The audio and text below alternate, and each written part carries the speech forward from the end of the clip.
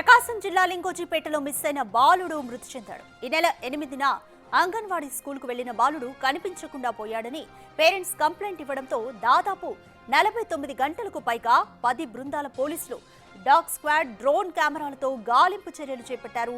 లింగోజిపల్లెకు 2 కిలోమీటర్ల సమీపంలో ఉన్న పంట పొలాల్లో లక్షిత్ మృతదేహం లభ్యమైంది. గుర్తు తెలియని వ్యక్తులు చంపి పొలాల్లో పడేసి ఉంటారని పోలీసులు అనుమానిస్తున్నారు.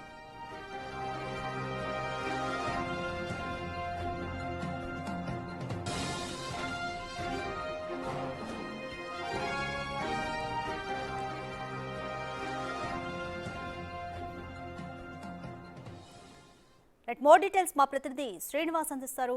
శ్రీనివాస్, 49 గంటలకు పైగా లక్షిత్ కోసం పోలీసు బృందాలు వెతికాయి. బట్ ఫైనల్ గా మృతి చెందాడని తెలుస్తుంది. చాలా బాధాకరం. అయితే పేరెంట్స్ ఎవరి పట్లైనా అనుమానం వ్యక్తం చేస్తున్నారా? రాధిక 8వ తేదీ రోజు అంగన్వాడీ స్కూల్కి వెళ్ళి మిస్ అయినటువంటి లక్షిత్ కథ అనేది విషాదాంతంగా ముగిసింది. ఈ రోజు సుమారు ఉదయం 8 గంటల ప్రాంతంలో స్థానికులు ఇచ్చిన సమాచారంతో పంట పొలాల్లో లక్షిత్ మృతదేహాన్ని పోలీసులు మరియు స్థానికులు గుర్తించడం జరిగింది.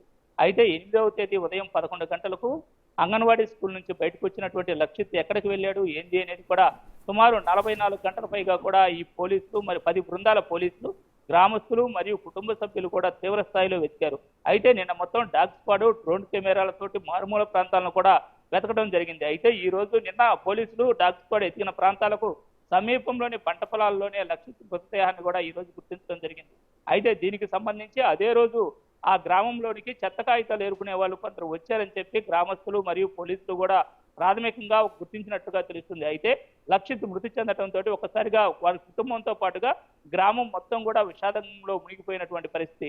సుమారు 2 రోజుల పాటు గ్రామస్తులు మొత్తం కూడా కంటి మీద కునుకు లేకుండా లక్షిత్ కోసం వెతుకుతున్నటువంటి పరిస్థితిని మనం గమనించాం.